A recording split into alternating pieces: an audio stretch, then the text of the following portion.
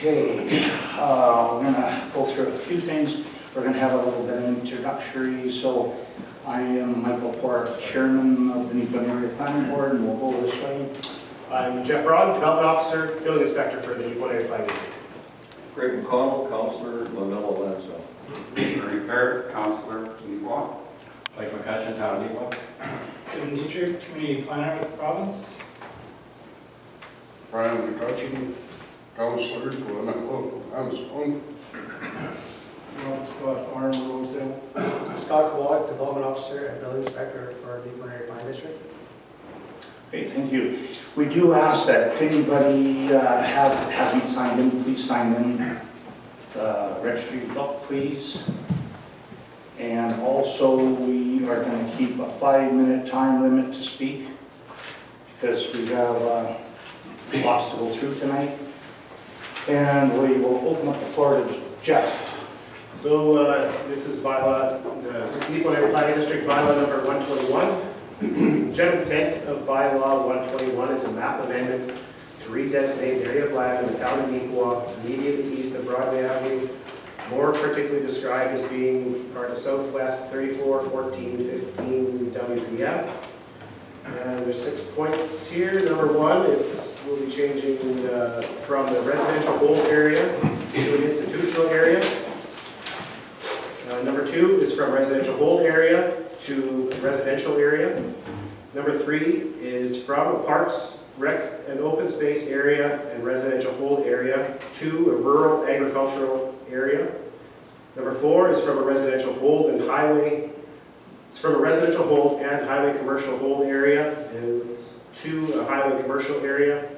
And it's number 5 is from parks, rec, and open space hold to a parks, rec, and open space area. And number 6 from residential hold area and highway commercial hold area to a parks, rec, and open space area, all of which on said map to the town's designated land use map. As far as, prior to the public hearing, the application or the notice has been circulated through provincial comments. It's been advertised twice in the local paper and also been submitted to surrounding property owners. Okay. Do we have any comments or any? I do have some comments back from the provincial circulation as well as from a neighboring property owner. Whenever you wish, I can read them in. Sure. Go ahead, right now. Yeah. So this is the comments received back from our regional municipal relations, community regional planning. The above noted bylaw to amend the Neepawa Area Planning District Development Plan Bylaw 108 has been circulated to government departments and agencies for review and comment following first reading. This report summarizes provincial departmental responses received. All comments are attached in Appendix A. Council should provide a copy of this report and copies of all comments received to the development proponent for review, consideration, and public hearing. Manitoba, Manitoba Municipal Relations Community Planning Branch. The amendment proposes to redesignate the above referenced lands on an attached map in Appendix B as follows. Number 1, residential hold area. 2, institutional area. Number 2, these are the whole things that we just went through on the notice. The area is located immediately east of Broadway Avenue in the town of Neepawa. This redesignation will facilitate the development of institutional site. Manitoba Transportation and Infrastructure provided one comment. It was requesting that the proposed public road connection onto PTH 16 be aligned conform to the existing functional plan of PTH 16. Traffic impact and drainage studies along with a permit for the new public connection will be required. Please note that under the Transportation Infrastructure Act, a permit is required from Manitoba Transportation and Infrastructure to construct, modify, relocate, remove, or intensify the use of an access. A permit is also required from Manitoba Transportation and Infrastructure to construct, modify, or relocate the structure or sign, or to change or intensify the use of an existing structure, including the alteration of existing building within 38.1 meters controlled area from the edge of highway right-of-way. A permit is also required from the Manitoba Transportation Infrastructure for any planting placed within 15 meters from the edge of the right-of-way of this highway. Manitoba Historic Resources Branch commented the proposed development area within areas 2 and 3 in Appendix B are situated along the upper terrace where the Stony, Franklin Creeks, and White Mud River converge. Water bodies along with which numerous archaeological sites have been previously reported. These factors suggest that any ground disturbance within the area has the potential to impact heritage resources. The proponent must contact qualified archaeological consultant to conduct a heritage resource impact assessment for the proposed location in order to identify and assess any heritage resources that may be negatively impacted by ground disturbing activities. Other departments did not have any concerns or comments, and the attached appendix A has a complete list. So concluding remarks, based on provincial comments received, no provincial objections have been raised to the bylaw. If council chooses to move forward with a second reading, please email the following: digital copy, signed bylaw amendment, a copy of the minutes of the public hearing, and any local written submissions presented to the council at the hearing. Thank you. And we'll just read one more. Oh, that's different. So this was submitted by a resident in the area. We have a little bit of conversation with them, but they just asked that I pass this along for the board's consideration. This is, so we are multi-generational landowners from Neepawa that currently own property west of Broadway Avenue, including River Park East subdivision, and directly adjacent to the proposed agricultural land in Neepawa. To our knowledge, this property has been zoned agricultural land for well over 100 years, since the town's inception. Due to the lack of information available to landowners that will be directly affected by the proposed development and rezoning, we are not in favor to redesignate an area of land in the town of Neepawa immediately east of Broadway Avenue, or particularly described as being part of Southwest 341415W, and proposed amendments for an area of land lying north of PTH number 16. This area should remain zoned as is without any changes. We ask that the Town of Neepawa Council and Neepawa Area Planning District to table the following concerns and questions. Number 1, can the public participate in the public hearings via Zoom? If so, please provide the Zoom link or dial-in number.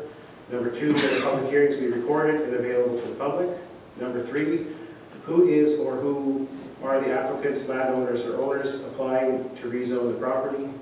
Number 4, what is the relationship between the landowners, Zettlers, the Winnipeg design firm making the institutional rezone application, Scatliff, Miller, and Murray, the Town of Neepawa, and the Province of Manitoba? Number 5, what are the development plan and rezoning processes? Number 6, what is the environmental assessment and impact forecasted to the area?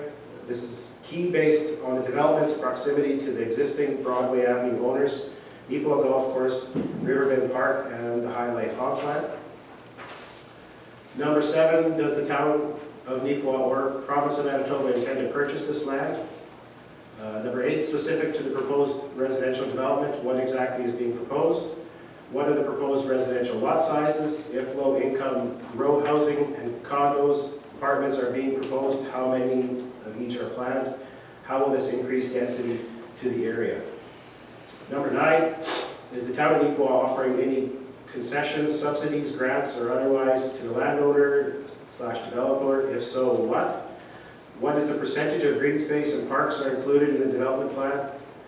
And number 11, what town services will be offered should the rezoning be approved? Water, sewage, garbage pickup.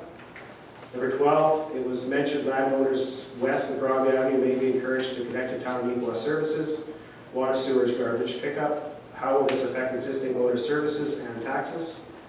Number 13, are there any conflicts of interest that need to be disclosed? i.e., are there any individuals involved in approving the development that may benefit by approving the development plan, rezoning, and or developer's plan, mayor, councilors, family members, or friends?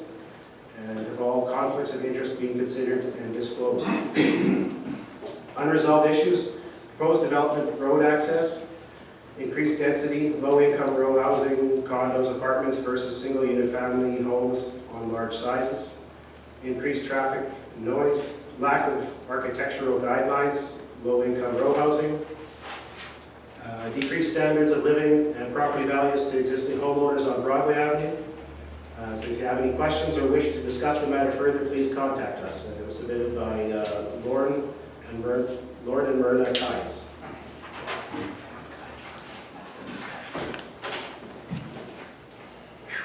That was all that was. Okay, so that's 2 letters we got. Is there anyone who would like to speak for or against this? Questions, please state your name and step up.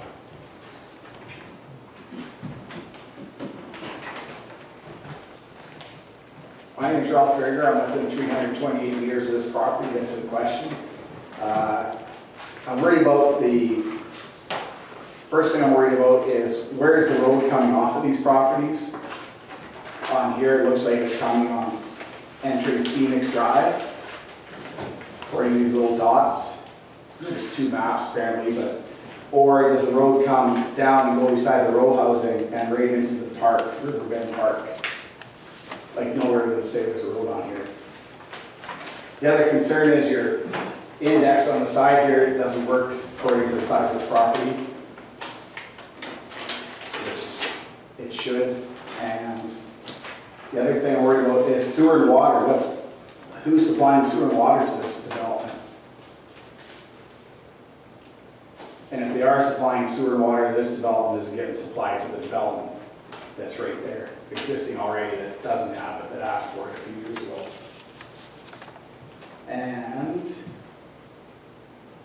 And my other question is, this number 3 that's getting switched from parks, rec, and open space and area, the residential hold area, is getting changed to rural agricultural area, which I think this whole area is rural agriculture area already, isn't it? So why is that the only spot that's staying mapped like that? Because it's the homeowners, or? Like, I know it's an application to get it done, but why is it staying rural agriculture? That one little number 3. And what's the open area? I know it's tomorrow night's meeting, but why is it not on here? The open area is directly in behind the church. Why is it not on this map? Because that's no surprise. I bring another piece of paper. I could answer the majority of those. Yeah, go ahead. As far as the road, that little dotted line you see at the top, that's not a proposed road. That's just an anomaly in the previous development plan to the current one. For whatever reason, the current one had a strip left there for whatever, like this. I guess this would answer 2, that open block you say. It's not noted as a change on the development plan because it's already in the residential designation of the development plan.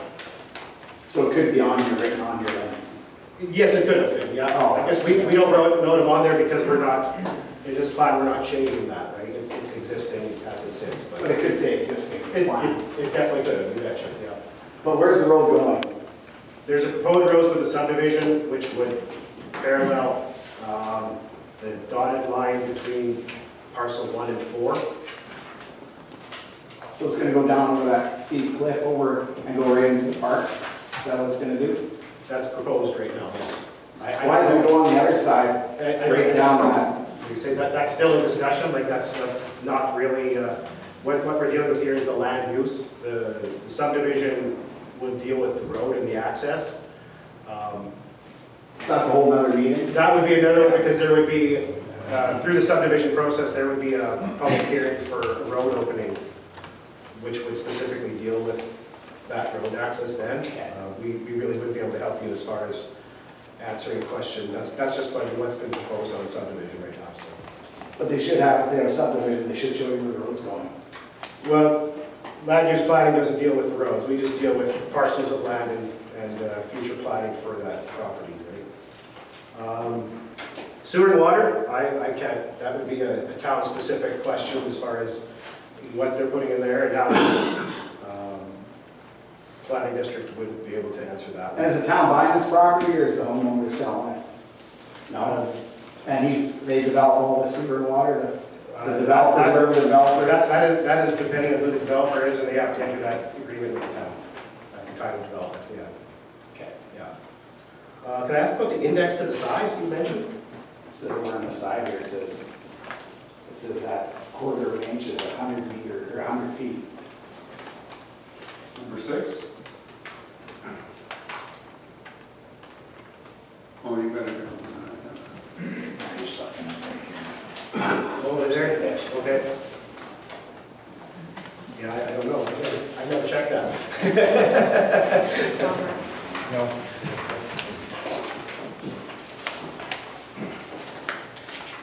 Yep. My turn. Thank you for this opportunity.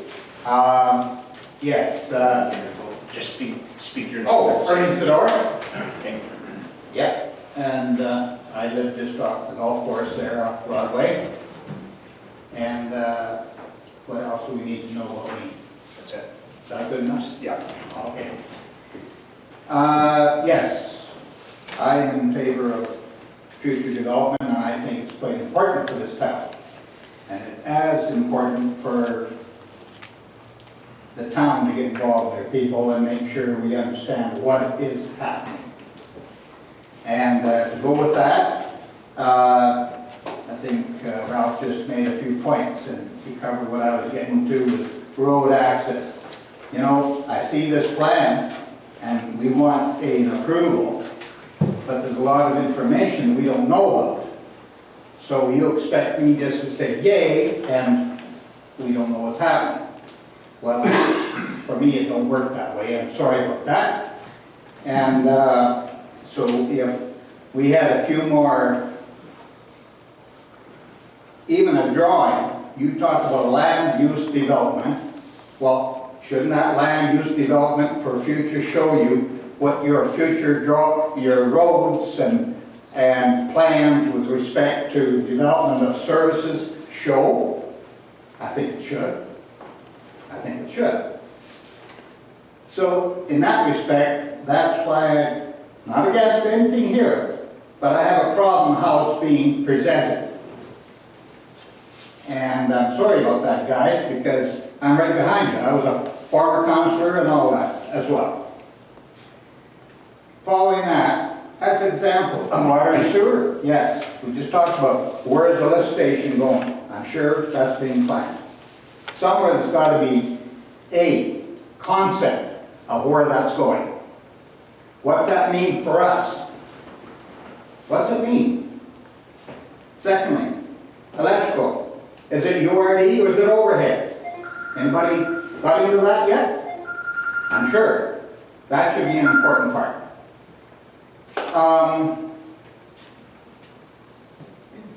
Again, I have nothing, I just, lack of information is my concern. Other than that, I don't have any qualms about not going ahead with these kinds of things. So I'll leave it there. Thank you. Anybody else? Yes, I'm Jeremy Vogt. I'm here for NACTV, and also full disclosure, I'm a member of Christ Lutheran Church, which is nearby to the area I propose to make the changes. And I just have a couple of questions about some of the terminology used in this proposal. Now,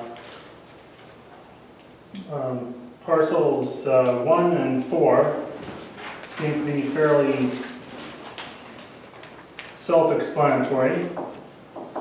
Now, number 2, it says it is being changed from a residential hold area to a residential area. What does it mean to be a residential hold area? Do you want to answer that, Jack? Yeah, well, the hold area would be probably more of a longer-term future designation. So, and if it's an area of land where we're looking, or there's potential for development at an earlier pace, it would be in residential, and the residential hold may be 20 or 30 year down the line vision versus maybe a 5 or 10 year vision, right? Okay, and the area to the west between that and Broadway, that's already designated residential area? that open block there. Yeah. That would go around the church. Yeah, That is currently, as it sits in the development plan, it is residential right now. That's why Okay. we're not having to change it. so does that change from residential hold to residential, mean that you expect residential development to be happening there in short term? It's residential right now in both the development plan and the zoning, so that parcel in specific, if an individual bought it, could present a subdivision plan tomorrow. Because it's already considered, it already has a residential designation in the development plan, and it already has a residential zone in it in our zoning bylaw. So that specific property right now would be build ready subject to subdivision approval, right? Okay, so was this change brought on by a request to change it from residential hold area to residential area, or are you just planning for possible development? The proposal was brought on by parcel number 1 has a subdivision for an institutional, which required both development plan and zoning. The other parcels, in speaking with the property owner, we discussed, now is a very good potential to foresee potentially into the future and make some areas somewhat build ready for residential, or sorry, for future development. So some of it was brought on by application and some of it was taken on as potential planning, pre-planning, visionary planning, I guess. Okay, and what was the idea for parcel number 3 to be changed to a rural agricultural area? You know, it's already being used as such, so it wouldn't need a change to keep being used the way it is. But why is it no longer Parks and Rec or residential hold area? I guess, like you say, the only reason it's really noted as a change, our change is squaring up the boundaries. The existing map came as a meander, which came at a weird angle right across that parcel 3. So essentially it's staying the same, we're just altering that boundary, squaring it up to make it more, I don't know if aesthetic would be the right word, or how it was previously done there, we have no idea. It created an odd zone, right? So we just basically, that's why it's known as a change. It's really staying as it is, but it's just altering that boundary slightly of where it shows on the map, on the existing map. Okay, thanks. Thank you. Anybody else? I'm Mike Boyle, Broadway Avenue. I'm not really sure where to go with this, but I'm wondering about Lot 3 and so on. Well, it kind of goes back to the question that came from Lauren Kynes, and his wife and daughter, family, whatever, about who had served to gain from this. I hope it's very public about who made all of these decisions. Was it made by the councillors and so on, or was it cooked up in advance with landowners and so on about how this would all go? Because I'm looking at the row houses at the bottom of the hill, and I'm very dissatisfied with them. I'm not dissatisfied that stuff was built there, but whoever did the work on that, I think, was shoddy. I don't think there were enough things put in place to make it better. The garbage is an issue. The roadway should have all been paved in there, and I'm not sure why whoever developed it, like, again, I don't know these people, but should they not have been held to account for that? I certainly feel that way, and I suspect there are many who do feel that way. So if it goes to along Broadway Avenue, more residential, what I'm really seeing is, I suspect nobody's going to come in and say we're going to develop it and put 8 or 10 houses along there. I suspect what will happen is somebody's going to come in, make an offer that the town can't refuse, and they're going to do the very same thing again, which will lessen the value of the properties around it. I think it will make it a poorer community. So that's kind of my concern about it. So it's not that it's going to be developed. And I think you've heard everyone say the same thing. We know that the town needs to move ahead. I'm excited about the hospitals. Everybody in Neepawa is. There's no question of that. So really the question is, how would that be developed? And who would hold developers to account? Or is it simply, we can make $1 million off this, pay back the landowner who made money on this, whatever, however you do this from council, and they can just put a bunch of shoddy stuff in there. Because I think that would be unfortunate. Not just for the landowners, but I think for the whole community to see more of that. So if that's the plan, just sell it and then let them make the plan. I think that would be not good. So I hope that you would have a big say in how that's done and go from there. So I think those are, and also for sure, as it's been said a number of times, road access. I walk that road all the time and I know how busy it gets, especially in the summer between the golf course, people that live there, and then of course Riverbend Park, where you've got people who have no idea where they're going with those big trailers and everything, and school buses going through, traffic being stopped. So, you know, it needs quite a bit of thought. So I hope that you're in a position to do that. But I do worry about just turning it over to a developer because they are not there to make Mike Boyle happy in Broadway Avenue or anybody else in town. They're there to make money. So I hope that would be in consideration and that we would be informed of these types of things before they take place and there's holes in the ground and all that. So I think that's my biggest concern. I say go ahead, but let's do it thoughtfully as a community. Thank you. Thank you. Anybody else that wish to speak?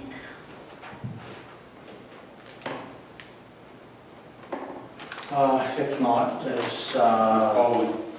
sorry, I didn't see him. Colin McNerney, 400 Broadway, and I really haven't got too much to add. Everybody's really kind of touched on all of the areas that we're concerned with too, and like everybody else, you know, that piece of property is you know, needs to be developed, and it's developed in a proper way, so that we don't have, well, what Mike has described at the bottom of the hill, things like that. So there's a lot of concern with the amount of traffic that's going to be on that road and access points, sewer and water, and how the development's going to proceed. And all we want is just a chance to see what's going to happen with the developments and have some input into what happens in future developments. So it's just not thrown in there so the town can make a buck or whatever, or the landowner.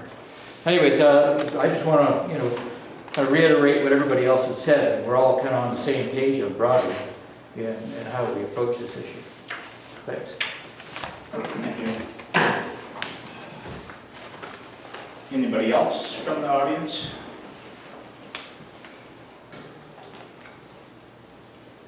If not, does any comments from the board besides Jeff made, or do you want any other comments, Jeff, or from the town, Murray? Well, first of all, there has been a lot of negotiations for the last several years that have been ongoing with the entity for the institutional portion. Current plans are access from the east. Sewer and water, all these things are under a development agreement. I got on council in 2010. I would like to say our development agreements have spent a lot of time addressing all these previous issues that you have mentioned. Development agreements nowadays cover everything. An example for the hard surfacing of the multi-townhouses. So that's quite an obvious issue. In the CN property development, that whole subdivision, you'll notice they are required to hard surface their driveways. So we've made progress in our drainage bylaws and in our building bylaws. We have really nice, sound development agreements. These will all be addressed at the time of an actual subdivision. You're looking at lines here that show possibilities for the future. You asked us to plan for the future down the road. This is a plan that could be 30 years down the road. This could be a plan that nothing changes except for that one 40-acre spot. So when you're looking at things, it's easier right now to provide the development plan amendment, zoning changes. There's no little lines on here showing lots, and like commercial highway, there's not a bunch of lots there to show you there's 20 lots. This is just saying, this is what the possibilities of the future are. When and if and when someone comes along and says, hey, I would like to subdivide this and take this portion over here and build RM2. So under the zoning bylaws of RM2, you may build these certain things. And this exists over on the CN property. They have an option of building fourplexes or duplexes or single-family dwellings. But they're not there to build a 24-unit apartment block because it doesn't fit that RM rating. I hope I got that one right. So in the development plan, right now, like in this zoning amendment, we're just dealing with future possibilities. And there's a lot we can't say because I've signed a non-disclosure agreement that I've kept silent. I couldn't tell these guys, I couldn't tell the town staff. So it's been a very long 6-year struggle for me. And I don't plan on making this a town that I don't want to live in either. So I think with that, we have to have a little bit of faith in us. We've got a pretty good council, and we have an incredible administrative staff. And I hope you keep coming back to these meetings and ask these questions. Yeah, I'd just like to add that too. I mean, I think it's really good that you guys are here. I mean, I think that's the one thing I've learned in my 4 years of on council is it would be nice to have more participation sometimes from the community. And like what Murray said, this is just a general overview of what might occur, right? But when it gets down to the nuts and bolts of how those properties would be subdivided and what would be allowed to be built on it, we'll be sitting all here again. So this is just a long way down the road. So no, I understand your concerns. I mean, yeah, I know things have been different over the years, but I think what Murray said is true. Sitting here for 4 years that I've been sitting here, I think we have some really good ideas in place now when it comes to how water and sewer gets rolled out and who pays for it. I mean, the old days are gone, right? I think what we're doing now is professional and it's above board and it's visible for anyone that wants to see it. So I think I just want to say great for you guys to come out and talk to us and we hear you. So thanks. Is there anybody else from the board that wish to make a statement or speak? And we'll give you an opportunity. Is there anybody out in the audience to say anything back to us? Response? Thank you for letting us come in and talk to you. I appreciated what Murray said, and you as well, your worship. So when the plans start to roll out, you know, we will be back here again and want to know that they make sense. And so if we have that opportunity, then all of a sudden the worries start to disappear. I have seen how things can go in the past in other communities, and I would hate to see that go here. So thank you for the opportunity. Okay. Well, that is great. We're going to close our public hearing and go back to our regular. If you wish to stay, it is a public meeting, but our discussion was over as far as that. Another coffee and donuts? Okay, we're out of here. You're out. Thank you all for coming. Thank you. Thank you. That the Neepawa Area Planning District Board now close the public hearing for representation for the development plan amendment by law 121 and open the regular board meeting. Can I get someone? Robert Scott and Murray Carroll and all in favor? Okay, thank you.